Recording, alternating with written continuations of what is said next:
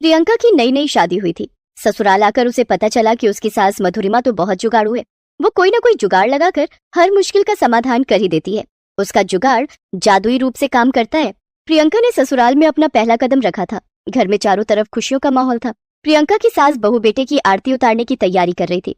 प्रियंका बहू, इस कलश को अपने पैरों से ठोकर मारकर गिरा दे और घर के अंदर आ जा। प्रियंका ने जैसे ही कलश को पैरों से गिराया, कलश में रखे सफेद तिल बिखर गए। प्रियंका ये देखकर हैरान हो गई, क्योंकि कलश में ऊपर तो चावल रखे हुए थे, लेकिन अंदर सफेद तिल भरा हुआ था। प्रियंका को हैरान देखकर मधुरिमा बोली, प्रियंका बहू, दरअसल घर में चावल अचानक खत्म हो गए थे, इसीलिए मैंने कलश में चावल की जगह तिल भर दिए। आखिर वो भी तो चावल की तरह सफेद और शुभ हैं। कोई बात नहीं माँ जी। प्रियंका और मुकुल घर के अंदर आ गए, जिसके बाद मधुरिमा ने तुरंत ही सारे तिल समेटकर मिट्टी में डाल दिए। कुछ देर के बाद मुकुल की बुआ जया ने कहा, अरे मधुरिमा, जल्दी से बहू की मुंह दिखाई की रस्म शुरू करवा दो, हम सबको अपने अपने घर जाना है।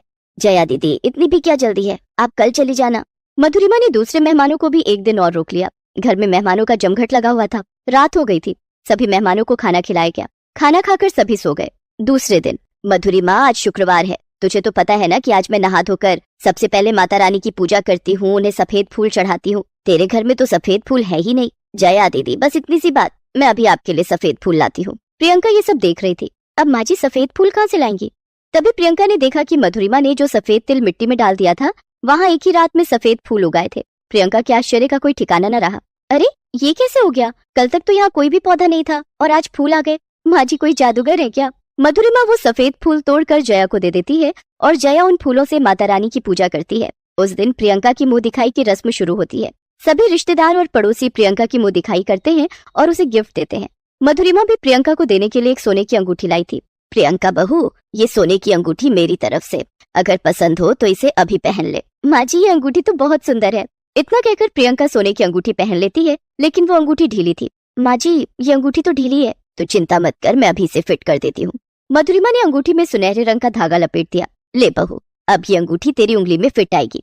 लेकिन माँ जी, इसमें तो आपने धागा बांध दिया है। ये मेरा जुगाड़ है, तो चिंता मत कर, इसे अभी पहन ले, कल तक ये धागा भी सोने का हो जाएगा। क्या माँ जी, ऐसा कैसे हो सकता है? लेकिन आपने ये अंगूठी इतने प्यार से दी है तो मैं इसे जरूर पहनूंगी। प्रियंका ने वो अंगूठी पहन ली। सभी मेहमान मुंह दिखाई की रस्म करके अपने अपने घर चले गए।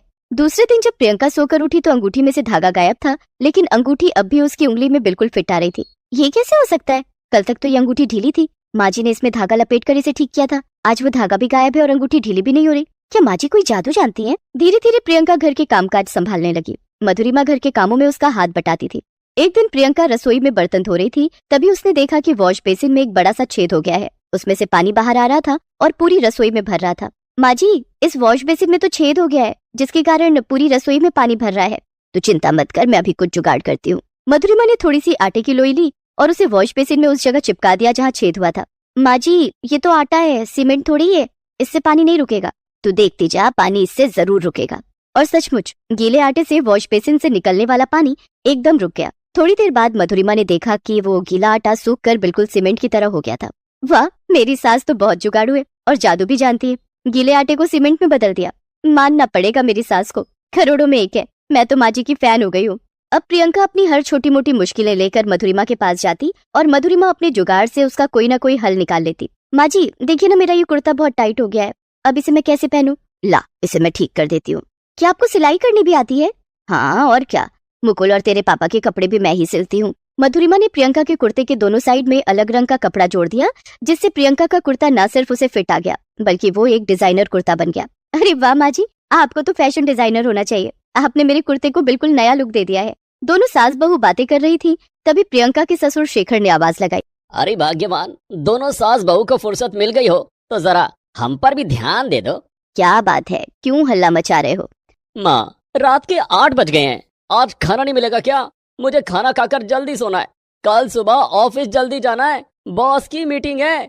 हाँ हाँ, अभी मिल जाएगा। दाल और सब्जी बन गई है, गरम गरम रोटियां सेक देती हूँ। दोनों सास बहू रोटियां सेकने रसोई में गई तो ओ गॉड, माँ जी, आटा तो खत्म हो गया है।